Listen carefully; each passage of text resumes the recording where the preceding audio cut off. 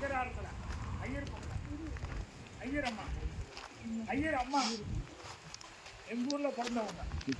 போய் பார்த்தா அவங்க என்ன சொல்கிறாங்க தெரியுமா?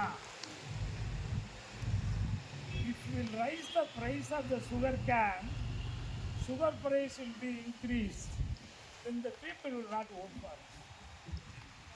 நான் வந்து கரும்புடைய விலையை ஏற்றி கொடுத்தால், கரும்பு விலையை ஏற்றி கொடுத்தா சக்கரை விலை இப்போ 40 ரூபா விற்கிறது, இந்த 200 ரூபாய்க்கு வந்துடும்.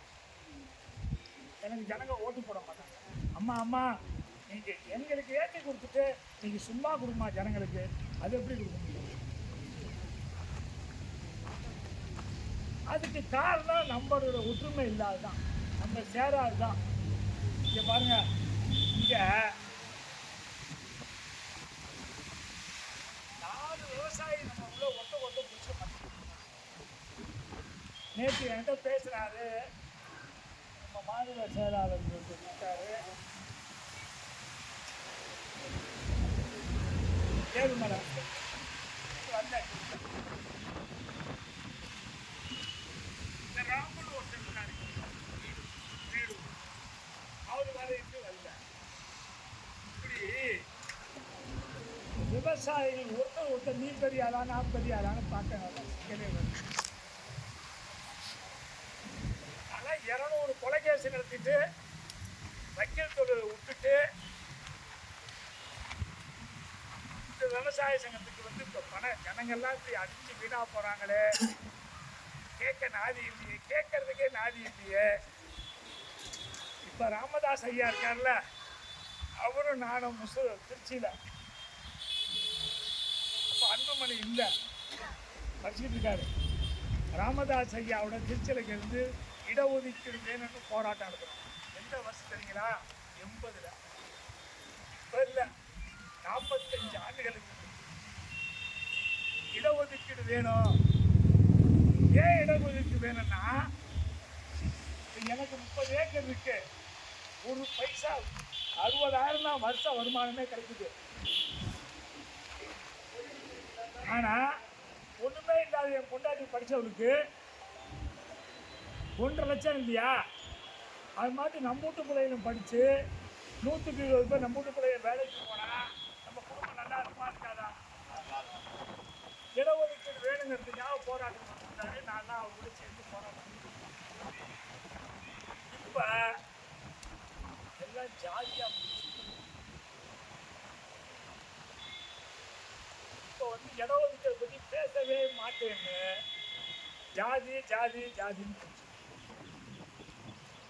இப்போ என் பொண்டாட்டிக்கு டிஎன்டி சர்டிஃபிகேட், டிநோட்டிஃபைட் ட்ரைப்ஸ்னு பேர். டிநோட்டிஃபைட் ட்ரைப்ஸ்னால் குற்ற பரம்பரைன்னு பேர். எங்கள் சித்தப்பா பையன், என் பொண்டாட்டியோடைய அக்கா புருஷன், அவனுக்கு பேக்வர்ட் கிளாஸ் சர்டிஃபிகேட். அவனும் அரசாங்க வைக்கல இருந்தான், ஏபிபியாவே ரிட்டேரா. இந்த டிஎன்டி சர்டிஃபிகேட் வந்தால் என் பொண்டாட்டிக்கு இவ்வளோ பதவி உயரும். இவளுக்கு 30 வருஷமும் போலீஸ் ஜீப்பு, சைரன் வச்ச காரு ஓட்டுறதுக்கு ஹெட் கான்ஸ்டபிள் டிரைவர். அவனுக்கு ஒன்றுமே இல்லை. அதனால் அன்புமணி ராமதாஸ் ஐயாவும் இடஒதுக்கீடு கேட்பது நியாயம். ஜனங்கள் வேலைக்கு போகணும்னு கேட்பது நியாயம். ஆனால் அடிச்சுக்கிறாங்களே. இப்போ அந்த எல்லாரும் சேர்ந்து போராடினாங்க இடஒதுக்கீடு வேணும்னு சொல்லி. இப்போ அந்த சேர்ந்து போராடாமல் தனித்தனியாக போராடிட்டு இருக்காங்க. தனித்தனியாக போராடினா யார் மதிப்பா? சேர்ந்தா தானே அதிகாரம், சேர்ந்தா தானே மதிப்பாங்க. சேரலைன்னா அதனால தானே 90 ரூபா சம்பளம் வாத்தியார் சேர்ந்து போகிறாங்க தானே இன்றைக்கி 1,20,000 வாங்குறாங்க. நம்ம சேர மாட்டேங்கிறோமே, ஒரு வேலைக்கு சேர்ந்து கேட்க மாட்டேங்கிறோமே. என்னெல்லாம் அன்புமணி தான் ராமதாஸ் தோல் மேலே கையை போட்டு விடாமல் எடுத்துட்டு அலைஞ்சாரப்ப. இப்போ எல்லாம் தனித்தனியாக ஜாதிக்கு பிரிஞ்சு போச்சு எல்லாமே. அன்றைக்கு வந்து 69% இடஒதுக்கீடு வாங்கணுங்கிறதுக்காக எல்லாம் சேர்ந்து அலைஞ்சாங்க. இன்றைக்கு அந்த இதே வேலையே இல்லாமல் போயிடுச்சு. இப்போ அதனால் நம்ம வந்து விவசாயிகள் வந்து நம்மெல்லாம் சேர்ந்தோம்னா எந்த காரியத்தை வேணாலும் செய்யலாம். இப்போ ரிசர்வ் வங்கி வந்து 2 லட்ச ரூபா கடன் கொடுக்கலான்னு உங்களுக்கு சொல்லியிருக்கு. விவசாயிக்கு ஜாமீன்தாரே தேவையில்லை, யாரும் ஜாமீன் தேவையில்லை. எந்த பேங்க்கில் வேணாலும் போங்க, நீங்கள் விஏ விட்டு ஒரு சர்டிஃபிகேட் வாங்கிட்டு போகணும். நான் வந்து 4 ஏக்கர் நெல் சாகுபடி பண்ணியிருக்கேன், இல்லை 4 ஏக்கர் கரும்பு போட்டிருக்கேன், இல்லை 4 ஏக்கர் வாழை போட்டிருக்கேன்னு நீங்கள் வாங்கிட்டு வந்து கொடுத்துட்டீங்கன்னா, நல்லா ஞாபகம் வச்சுக்கோங்க, எல்லாரும் கேட்டுங்க. இதை 2 லட்ச ரூபா உங்களுக்கு லோன், ஜாமீன்தாரெலாம் தேவையில்லை, நீங்கள் பணமும் கட்ட வேண்டியதில்லை, இன்சூரன்ஸ் பணம் கொஞ்சம் கட்டினா போதாங்க. நாளைக்கே நீங்கள் விஏவோட சர்டிஃபிகேட் வாங்கி எந்த பேங்க்கில், ஸ்டேட் பேங்காக இருந்தாலும் சரி, ஐஓபியாக இருந்தாலும் சரி, கனரா வங்கியாக இருந்தாலும் சரி, எந்த தேசியமயப்பட்ட வங்கியாக இருந்தாலும் சரி, கொண்டு கொடுங்க. 2 லட்ச ரூபா தரலைன்னா ஒரு நோட்டீஸ் வாங்கியிருக்காங்க, கொடுத்துருக்காங்க உங்களுக்கு. அதில் என் நம்பர் இருக்கு பாருங்க, மேலே அதில் நம்பர் இருக்கு, 944 33 456 32 இருக்கும். அடிங்க, அந்த பேங்க் கிட்டேருந்து அடிங்க. இதை பாருங்க, சட்டை வாங்கி வச்சிருக்கேன், அதுக்காக ஆடுறேன்.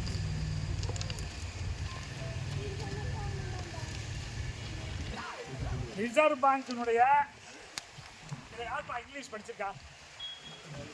இங்கிலீஷ் படித்தது யாரு? யாராவது படிச்சது இருக்கீங்களா? நான் சொன்னது படிச்சிருந்தப்பா, அவங்க ஒருத்தர் படிச்சு.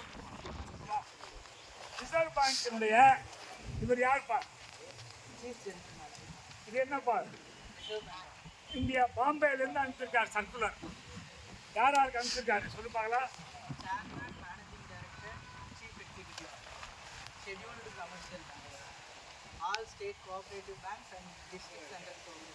எல்லா கோஆபரேட்டிவ் பேங்க்கு, எல்லா பேங்க் அனுப்பிச்சிருக்காரு.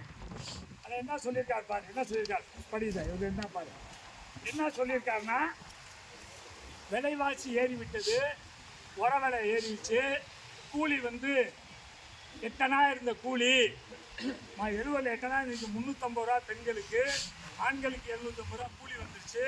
ஆனால் நெல் விலை ஏறல, கரும்பு விலை ஏறல. அதனால விலை ஏறி போட்டதுனால 1,06,000 1,06,000 கடன் கொடுத்தவங்க 2 லட்சம் கொடுக்குறோம். இருப்பா 2 லட்சம் கடன் ஒரு ஆளுக்கு. அந்த 2 லட்சத்துக்கு ஜாமீன் கேட்கக்கூடாது. செக்யூரிட்டி ஜாமீன் கேட்கக்கூடாது. 10% பணம் கட்ட, 5% பணம் கட்டலாம் கேட்கக்கூடாது அப்படின்னு சொல்லி உத்தரவு போட்டு எத்தனை கூட முடிக்க ஆரம்பிக்கணும். ஜனவரி 1 6 மாதம் போலேருந்தே கொடுத்துட்டு வரணும். அவங்க கொடுக்கவே இல்லை, ஏமாற்றிட்டானுங்க. அதனால போன மாதம் 15ஆம் தேதி ரிசர்வ் பேங்க் மெட்ராஸில் இருக்கு, அங்கே போய் நாங்கள் போயிருந்தோம். இங்கே வர வந்தீங்களா? ரிசர்வ் பேங்க் வந்து ஆமாம், ரிசர்வ் பேங்க் உள்ளே போய் 50 பேர் உள்ளே போந்துட்டோம். அதுக்கப்புறம் போலீஸ் மறிச்சிட்டாங்க, 100 பேர் வெளியே நின்னாங்க. வெளியே வரமாட்டேன், 2.5 மணி நேரம் பூட்டி போட்டோம் ரிசர்வ் பேங்க. அதுக்கப்புறம் தான் இந்த உத்தரவை கொடுத்தான். 2 லட்சம் ரூபா உத்தரவை, ஜாமீன் இல்லாம, எந்த விதமான சூரிட்டிஸ் இல்லாம. இப்பெல்லாம் பேங்க் சொசைட்டிக்கு போனா ஜாமீன்தார கூட்டன்னு கேட்கறான்ல, இனிமேல் கேட்கக்கூடாது. இப்ப உடனே அடிச்சு பேசுறாங்க. உங்க செக்யூரிட்டி நம்பர் இருந்தா இப்ப கொடு. இப்ப நேற்று எல்லாம் பேசியிருக்கேன். இப்ப இந்த டிபிசியில் நெல் பிடிச்சா முதல்ல நம்ம நெல்லை டைரக்ட் பர்ச்சேஸ் சென்டர்னு தமிழ்நாடு சர்க்கார் நெல் பிடிச்சிச்சு. அதில் ஒரு வாரத்தில் நமக்கு பணம் கிடைச்சிச்சு. இப்போ அதே இடத்துல NCCFன்னு கூட போட்டான், நேஷனல் கோஆபரேட்டிவ் கன்சியூமர் ஃபெடரேஷன்.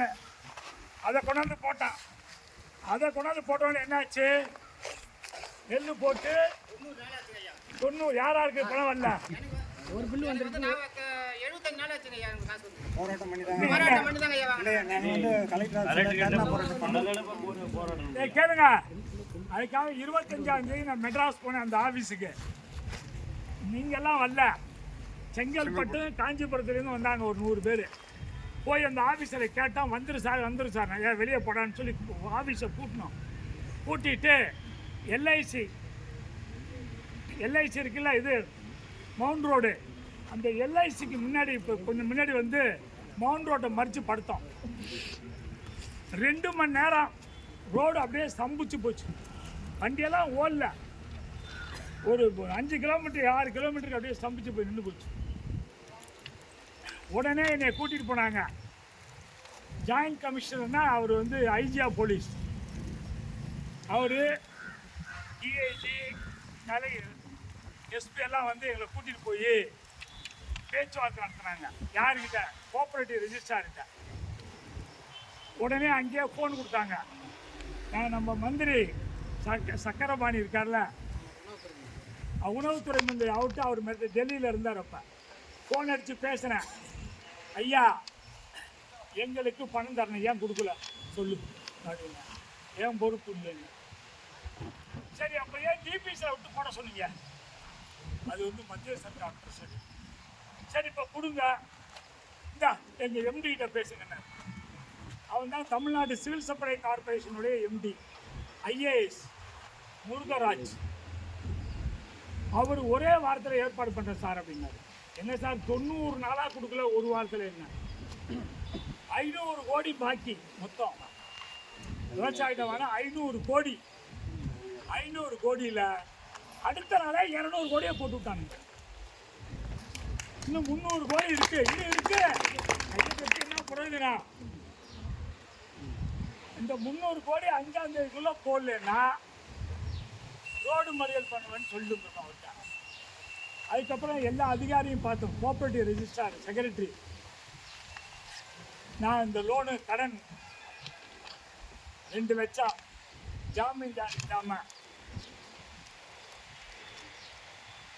எதுவுமே இல்லாமல் கூப்பிட்றேன் நாங்கள் சொல்லிட்டாரு. இதை பாருங்க, இங்கே ஒரு ஆள் வந்திருக்கான்.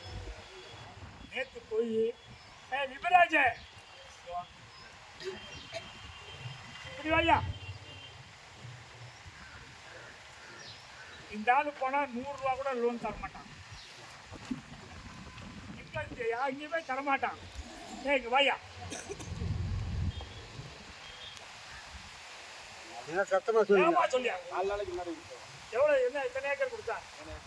என்ன போட்டிருக்கேன்? என்ன வாழை சாகுபடி செய்ய போறாருன்னு சொல்லியா? செய்ய போறாருன்னு கொஞ்சம் வாங்கி கொடுத்தாரு. நேற்று எவ்வளோ கொடுத்தாரு லோன் உனக்கு? 2 லட்சம் ரூபா. ஜாமீன் கீமீன் ஏதாவது கொடுத்தியா? பணம் கட்டியா? பத்திரம் எதுவுமே கிடையாது. மார்க்கெட் எல்லாம் கிடையாது. கேளுங்க, ஒண்ணுமே கிடையாது. எதுவுமே இல்லாம தமிழ்நாட்டிலே முத 2 லட்சம் ரூபாய் நேற்று வாங்கிட்டாங்க. நேற்று சாயந்தரம் ஒருத்தர்கிட்ட 10,000 ரூபாய் கடன் வாங்கியிருந்தாங்க. அந்த பணத்தை கொண்டு என்கிட்ட கொடுத்தான். 10,000 கொடுத்துருங்க அப்படின்னு. ஏதுடா பணம் கொடுத்து அப்படின்னு. நான் பேங்க்கில் நீங்கள் சொன்னீங்கல்ல 2 லட்சம் கொடுத்துட்டாங்க அப்படின்னா. அது இல்லாமல் அவன் என்ன சொல்லி கொடுத்துருக்கான்? ஐயா கிட்ட போய் கோளாறு பண்ணிடாத கொடுத்துருக்காதேன்னு இருக்கான். என்ன சொல்லு? அதெல்லாம் கிடையாது. ஒரு நிமிஷம். ஸ்கேல் ஆஃப் ஃபைனான்ஸ்னு ஒன்று இருக்கு. நீ வந்து நான் ஒரு ஏக்கருக்கு 39,000 ரூபா நெல்லுக்கு, கரும்புக்கு ஒரு ஏக்கருக்கு 50,000 ரூபா, வாழைன்னா 60,000 ரூபா ஒரு ஏக்கருக்கு. ஒரு 3,4 ஏக்கர் 3 ஏக்கர் கொடுத்தீங்கன்னா 2 லட்ச ரூபா வந்துடும். 4 ஏக்கர் கொடுத்தீங்கன்னா கரும்பு போட்டிங்கன்னா 2 லட்சம் வந்துடும். 5 ஏக்கர் போட்டிங்கன்னா நெல்லுக்கு வந்துடும். ஸ்கேல் ஆஃப் ஃபைனான்ஸ் அதுக்கு பேர். அது யார் நலமானாலும் இருக்கலாம். அந்த நிலம் வச்சு ஒரு நிமிஷம் கிடையாது. உட்கார் சொல்லுங்க பாரு. டிஓ வந்து தம்பி மாய தங்கம் லட்ச ரூபா கொடுத்ததுக்கு மெசேஜ் போட்டு விட்டுருக்கான் பாரு இதில் பேங்க்லேருந்து படிச்சு சொல்றது படிச்சுக்க அப்புறம் சொல்லு தமிழில் என்னை வீட்டில் வந்து மிரட்டுறான் திட்டுறா அதெல்லாம் திட்டவே கூடாது சட்டம் வந்துருச்சு கடன் வாங்கினா கோர்ட்டு தான் போய் பார்க்கணும் அவன் வீட்டில் வந்து மிரட்டக்கூடாது சரிதா கேளுமா எல்லா உதவியும் நம்ம ஆட்களுக்கு செஞ்சு கொடுக்க தான் வந்துருக்கோம் எல்லாம் பார்த்துட்டியா பார்த்து ஐயா சீனிவாசன் பேசுங்க செல்வராஜ்கிட்ட பேசுங்க உங்களுக்கு அடுத்த நிமிஷம் பேசி அதே போல் கடன் வாங்கி நம்மளால் கட்ட முடியல நமக்கு தான் வருமானம் கிடையாது இப்போ கார்பரேட் கம்பெனிக்கு மத்திய சர்க்கார் 24 லட்சம் கோடியை தள்ளுபடி பண்ணுறாங்க எவ்வளவு 1 கோடி 2 கோடி இல்லை 24 லட்சம் கோடி தள்ளுபடி பண்ணியிருக்காங்க நமக்கு ஏன் பண்ண மாட்டேங்கிறாங்க ஒன்று லாபகரமான விலையை கொடுக்கணும் நமக்கு லாபகரமான விலையை கொடுக்குறேன்னா கடன் தள்ளுபடி பண்ணணும் கேட்கலாமா கேட்கக்கூடாதா கேட்கணும்னா கை தூக்குங்க கேட்கறாங்களா கை தூக்குங்க வேணாமா கேட்க வேணாமா அந்த முட்டை கூடியா கேட்க வேணாமாம்மா கேட்கலாமா வா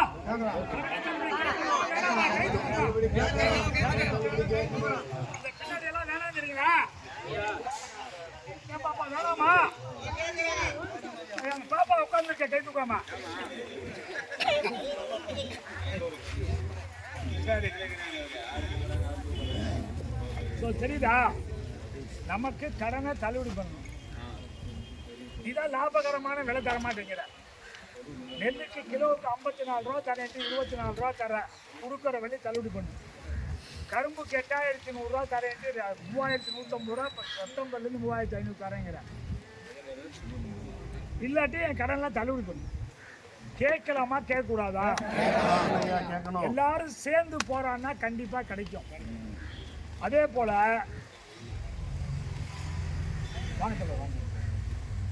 அதே போல நமக்கு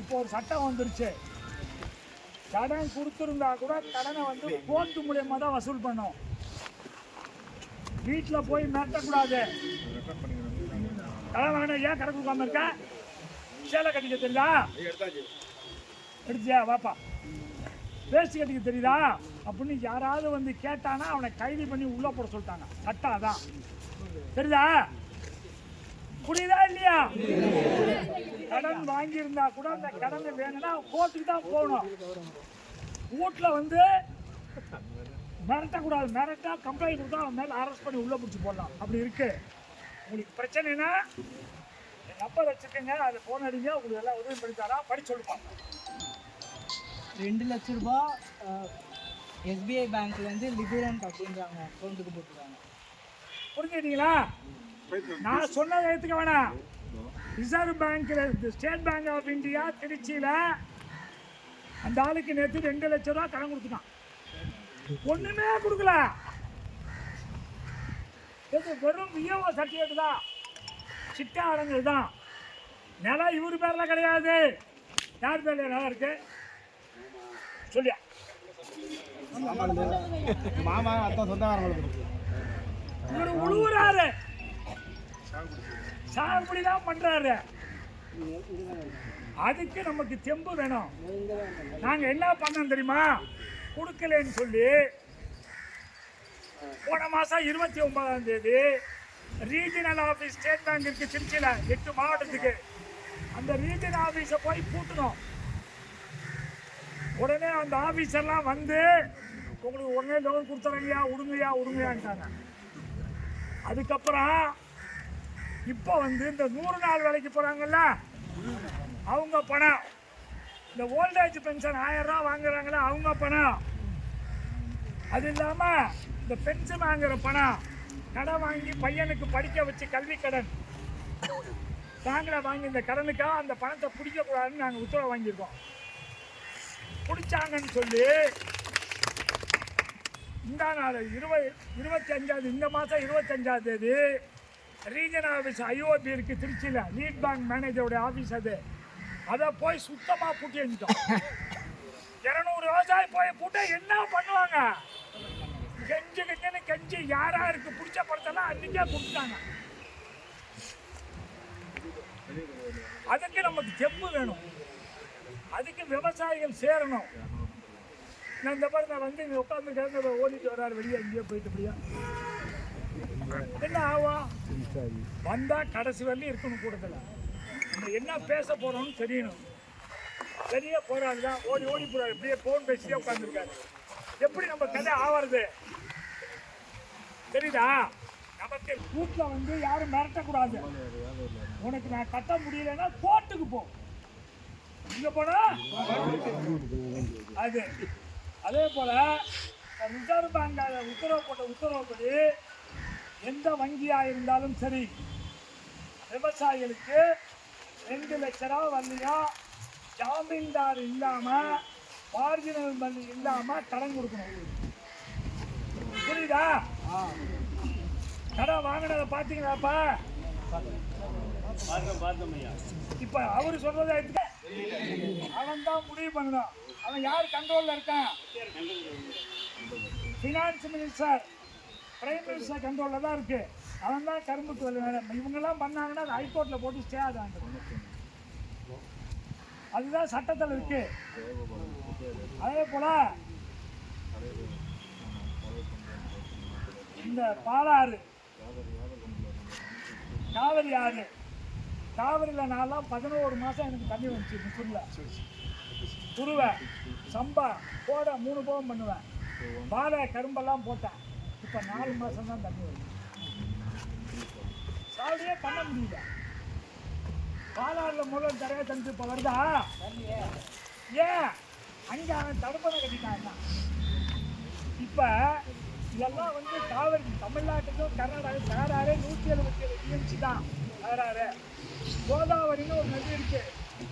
அந்த நதியில வருஷம் 1 லட்சம் டிஎம்சி வேசா கடல்ல விழுது.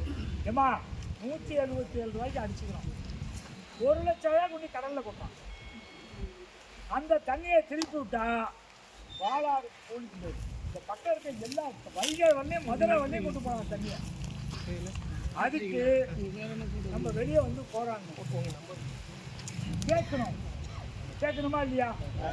போராடணுமா இல்லையா? ஆனால் ஒருத்தர் வரமாட்டேங்கிறாங்க.